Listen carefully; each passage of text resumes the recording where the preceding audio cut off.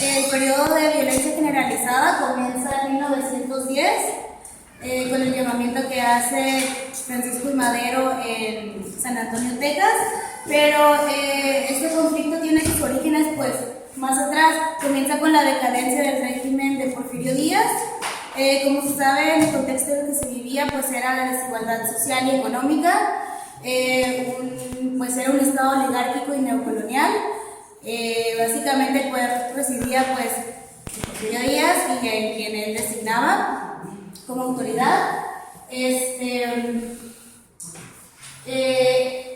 También, bueno, una de las críticas importantes fue la de la Iglesia Católica. Como ya se sabe, en la Constitución de 1857 se establecieron bastantes leyes anticlericales y esta institución estaba bastante débil. Y a pesar de que durante el gobierno de Porfirio Díaz hubo pues conciliación con la Iglesia, también emitió críticas sociopolíticas, la cual proponía pues una solución religiosa para los problemas sociales. También un grupo de liberales comenzó a presionar a Porfirio Díaz para que derogara o aplicara los principios liberales y derogara los principios, bueno, que no le diera tanta preferencia a la Iglesia. Alguien así también importante fue Ricardo Flores Magón. Él, con su periódico Regeneración, pues politizó y concientizó a muchos mexicanos.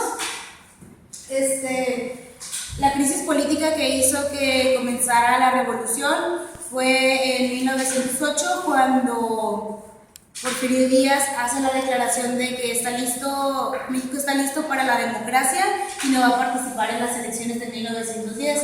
Esto obviamente era una declaración pues más para al exterior, y comenzó una competencia entre los principales grupos porfiristas, que eran los científicos, y los reyistas.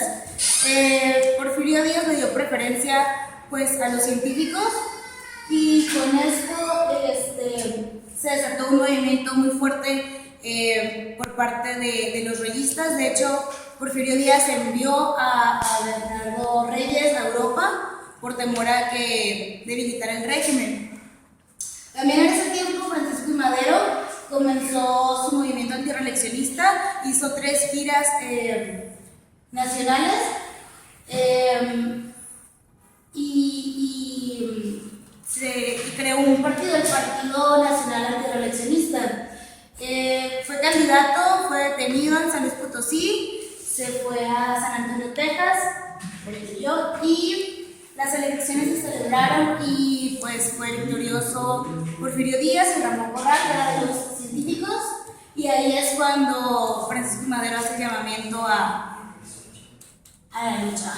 Después pues ya comienza la lucha generalizada. Los reyistas y los maderistas estaban pues coludidos y tomaron la ciudad de Juárez. Con el Tratado de Ciudad Juárez se pone fin a la dictadura de Porfirio Díaz, pero pues esto no terminó con la revolución, ya que una vez que Madero fue presidente, había bastantes sectores insatisfechos, tanto los hacendatarios, que lo percibían como un peligro, como los campesinos y los obreros. De hecho, los movimientos tanto de Pascual Orozco como de Emiliano Zapata pues no dejaron las armas. De hecho, el movimiento orozquista fue muy importante, ya que fue el que logró desestabilizar el gobierno de Madero. Madero, para pues tranquilizar o desintegrar el movimiento orozquista, puso como líder a Victoriano Huerta en el ejército, y pues sí fue exitoso, ¿no? Pero Victoriano Huerta dio un golpe de estado que se consolidó con el pacto de la embajada, y después de ahí duró pues poco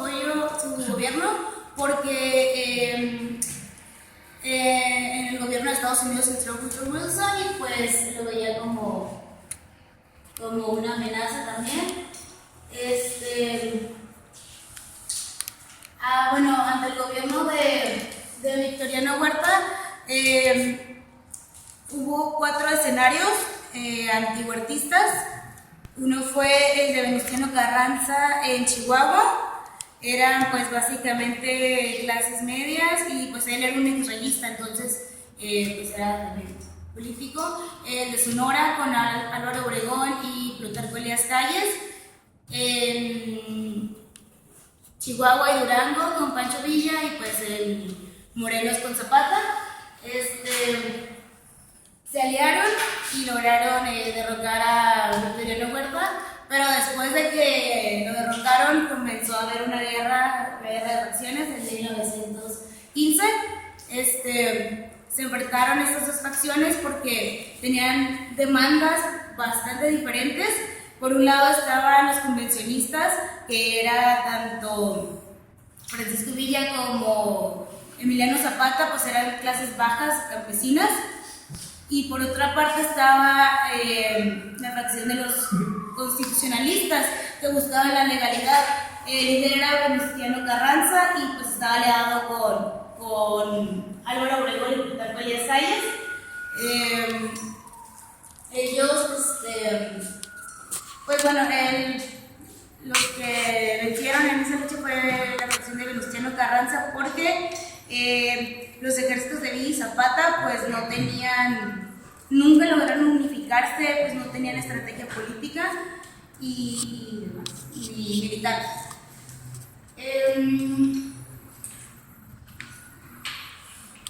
Bueno, y una vez que ya terminaron esto, pues ya comienza el gobierno de Carranza.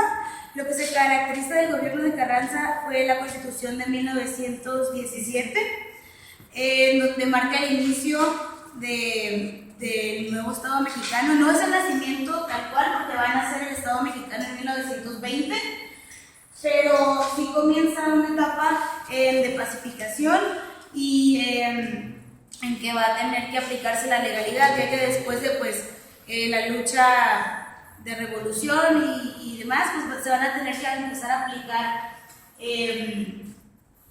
pues las garantías individuales, la libertad de prensa, y etc.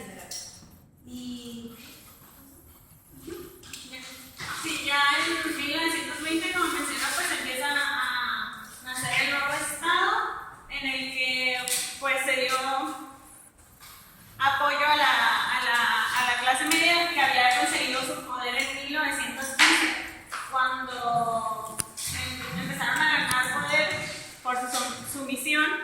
Pues para 1920 ya consiguen estar ellos en el poder y se da la revuelta de Agua Prieta, que pues fue un movimiento contra Carranza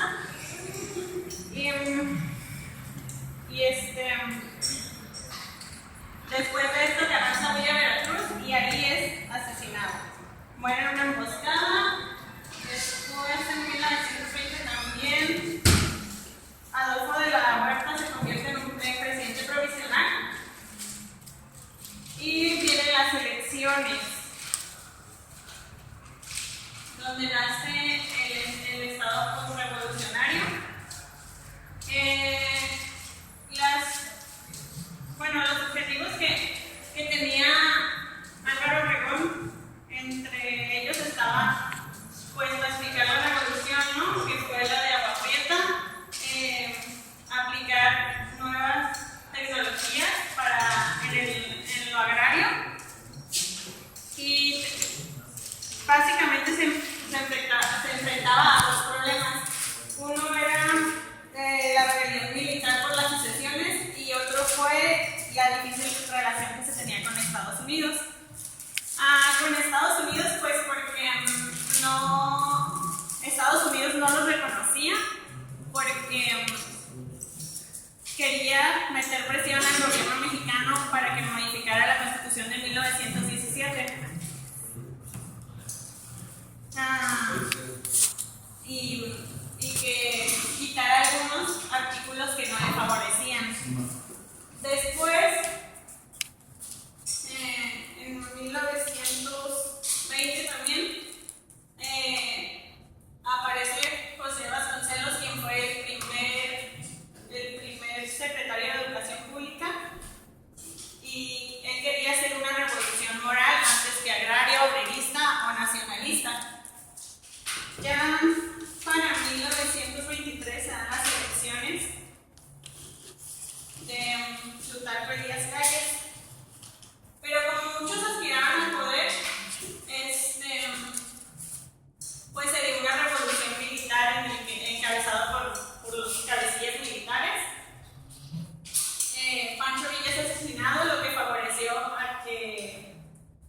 a que ganara. Y también los tratados de Bucareli, que en esto se pactaba el reconocimiento de Estados Unidos y de México. Y que sí se iban a apoyar y ayudar y reconocer. Ya en 1924, Plutarco Elías Calles introduce normas y reglas, esto mediante comisiones nacionales. También en materia agraria él hizo financiar la irrigación, que era pues aplicar nueva tecnología.